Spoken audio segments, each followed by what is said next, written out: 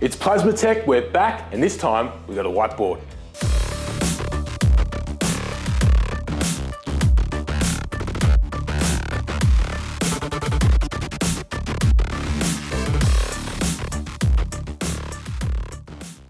Well, may we say LS the world, but the world has already been LS'd. Can't LS it anymore, so we say hashtag LSTHEMOON.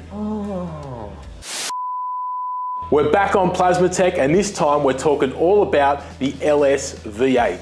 Now, believe it or not, the LS engine has now been around for 25 years. It debuted in 1996 for the C5 Corvette and found its way to Australia in late 1998 for the Series 2 VT Commodore, where it replaced the classic Holden V8 engine. Available initially in Australia only as the 5.7 litre LS1, that's mainly the reason why everyone came to know it as just the LS or LS1. But truth be told, over the whole LS family of engines, there's actually 33 different variations, and only about 9 of those are actually called LS something. Not only that, there's a whole range of capacities from the classic 5.7 litre through to 6 litres, 6.2, 7 litre, 5.3s, even 4.8s. They use these things in trucks, front-wheel drive cars, of course, Commodores, Monaros, HSVs, Camaros, Corvettes, Cadillacs, the list goes on.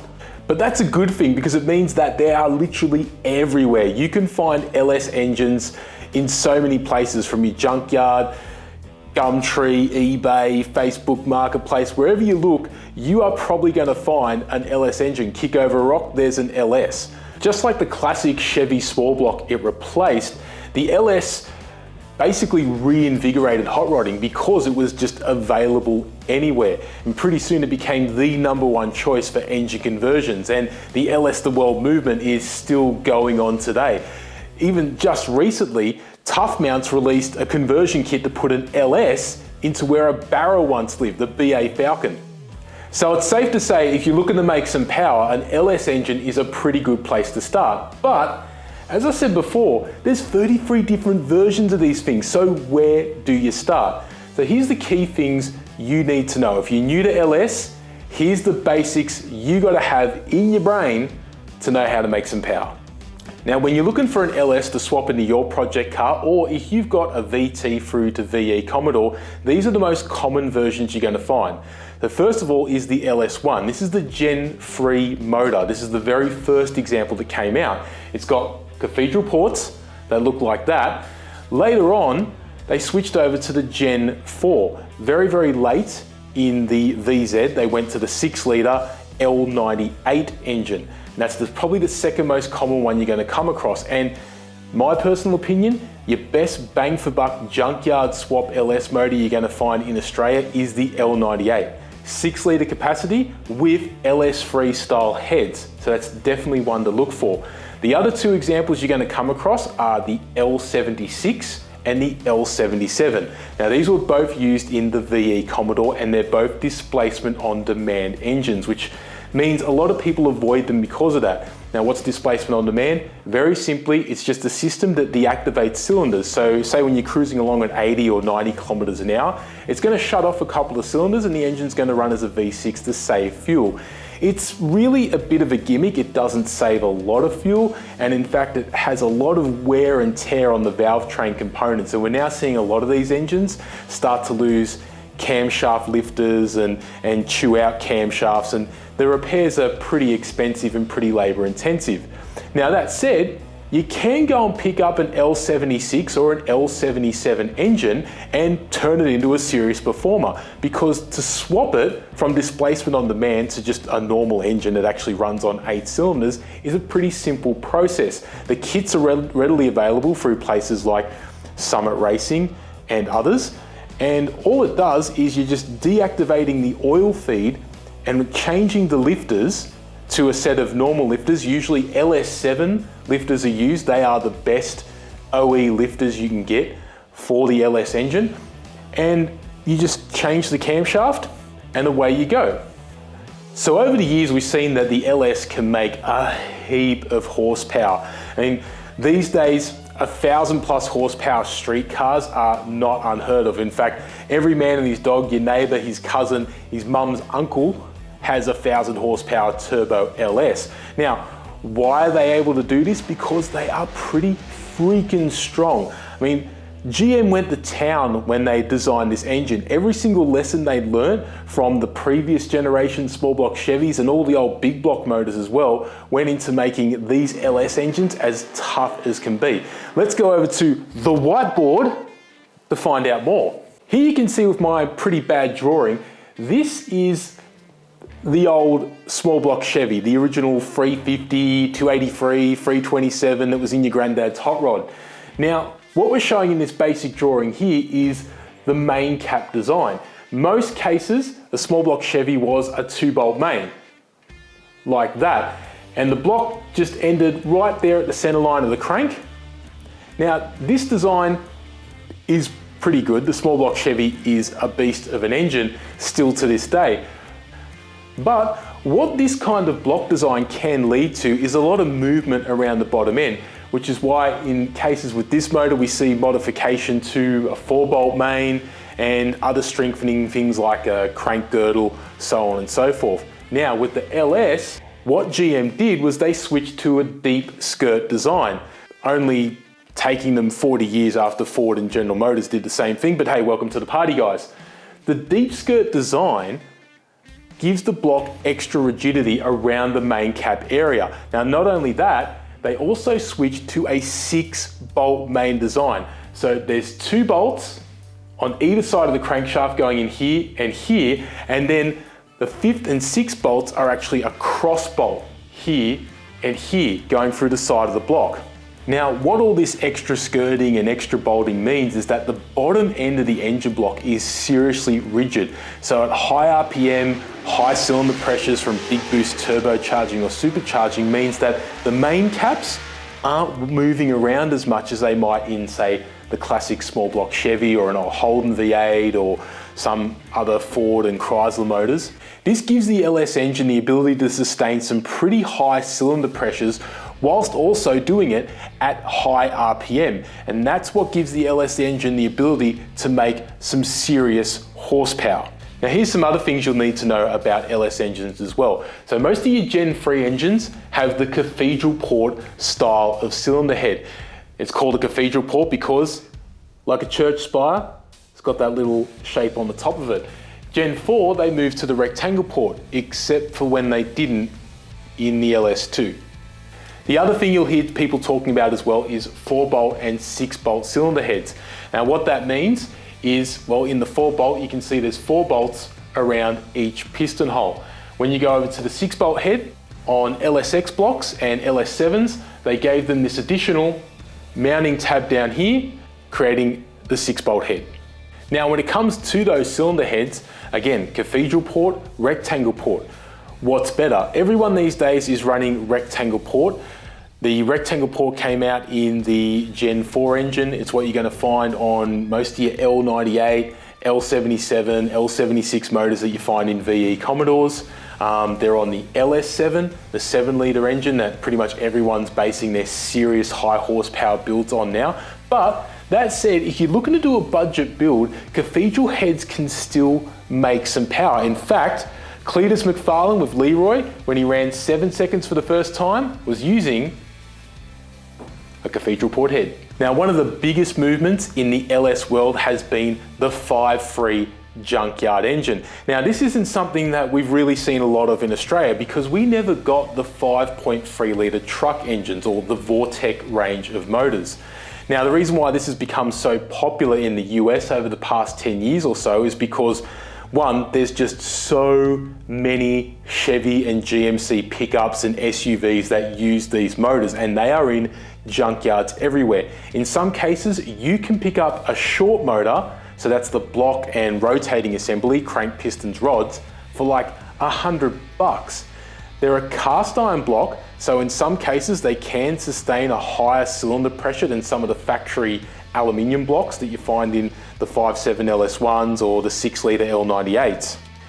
Because you can pick them up so cheap, you've got plenty of money to spare to do a cheap cam swap, get a budget set of heads nicely ported and throw a turbo on. And in some cases, we've seen these junkyard motors literally pulled straight out of a truck in the wrecking yard, slammed into an old Mustang or Camaro, and they churn out 1,000 horsepower. Okay, so you're thinking, great, this is the way I want to go. How do I get a hold of one? Well, there are a couple of places that are bringing in these 5.3 litre truck motors. There's a couple of things you need to know though. One, not every 5.3 is an iron block. That's what most people want. In some cases, you're going to hear people talk about the L33. This is a rare high output version of the truck motor that is an alloy block. And in the Gen 4 versions, most of them are alloy, very few are iron block. But one key thing you should know is if you get yourself in a cheap 5.3 litre motor, you want to look out for the 706 head castings. Now, in most cases, this won't be a problem because this has been fixed, but GM had two suppliers for these 706 head castings, and one was a company called Plazmatech. Now, the only way you're going to tell if it's a Plazmatech head is if you take the rocket cover off and look for the little Plazmatech logo inside. Now, what that means is that could potentially be a very porous, bad casting, and it goes bad around the oil galleries, letting it seep into the coolant. The whole thing goes nuclear and it cracks the heads real easy. But in most cases, those heads were replaced long before the truck made the junkyard. But because of that very problem, it also sent a lot of trucks to the junkyard. So just be careful. If you're buying a 5.3 off eBay, make sure it hasn't got the Plazmatech heads. All right, so now you've got a bit more know-how up here about LS engines, and you're like, right, how do I go fast then? Well, this is where Plazmaman comes to the rescue. So here at Plazmaman, we've been doing LS-based products for a long time now. In fact, the very first full billet V8 manifold we ever made was this one right here. This is the LS1, LS2 Cathedral Port prototype. And if you've ever visited us at our sales counter, you would have seen it sitting right there. Now, the LS1, LS2 intake you buy from us today has been heavily revised. It is in fact lighter than this one, but this is a pretty good example of the kind of stuff we make for these engines. Since this old girl right here, we've expanded the range from LS1, LS2 into the LS3s and the LS7s.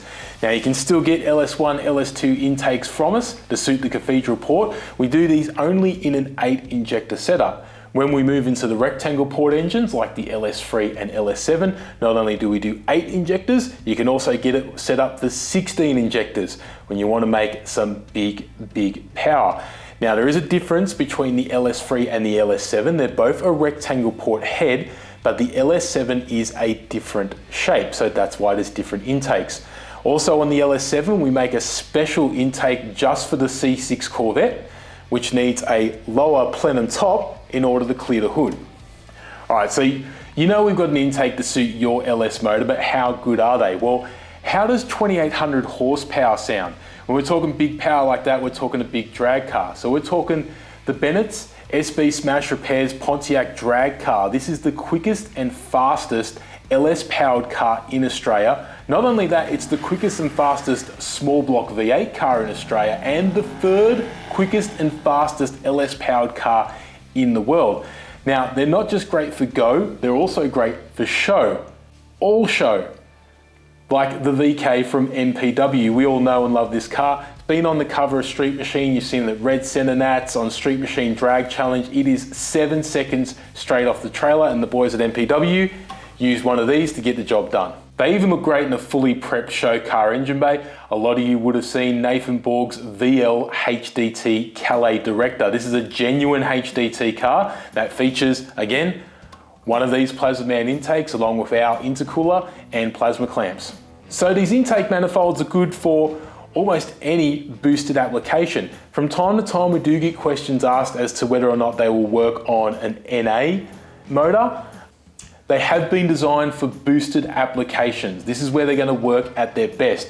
For it to work with an NA engine, you're looking at something that's probably going to be over 7 litres in capacity, has high RPM and a high lift camshaft in order to use all the plenum volume that this intake manifold has to offer. So really, they're at their best when used with a single pair of turbochargers or a big supercharger. Speaking of superchargers, we also do these intakes to suit 671 and 871 root style blowers as well. Alright, so these intakes can move a whole lot of air, but the most important part of moving a lot of air is getting that air in there in the first place, which comes down the throttle bodies. So you can have these intakes set up to suit a factory throttle body. We do them to suit a 90mm factory LS drive-by-wire throttle body and a 102mm. You can get our 102mm billet cable throttle body, and you can use something like a Nick Williams drive-by-wire throttle body on them too. We also have the option to set them up with a nitrous burst panel, and of course, like all Plazmaman intake manifolds, they come with fuel rails supplied. Now, a new product we've launched just this year, which is proving really popular to use in conjunction with these intakes, is our twin entry adapter. This is a billet adapter, fully CNC machined from 6061 aluminium, that takes twin 3-inch entry into 4-inch, which makes it real easy to plumb your twin turbo setups into one of these intakes. Now, if LS is a little old school for you, and I can understand, it's 25 years old now, it's getting in there. Maybe you're into the new Gen 5 LT range of engines. Well, we've got you covered on that too. Launched just last year at the PRI show was our LT intake to suit the LT1 and LT4 engines found in the C7 Corvette and Camaro. Alright, so you've got your turbo V8 set up in your Commodore, but you need some better cooling. Well, luckily you can jump on the Plazmaman.com and check out our range of LS intercoolers that we've made to suit VT through VF Commodores. How good are these? Well, they can support well over 1,000 horsepower, and one great example, Matt Whiting's VE Ute 8-second streetcar. Check it out.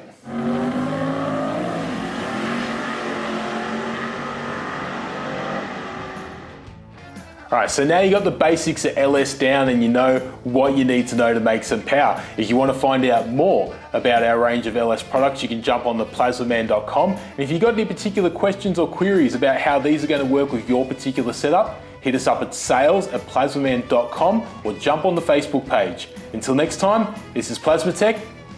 Keep on racing. We choose to put an LS on the moon, not because it is easy, but because it is radical.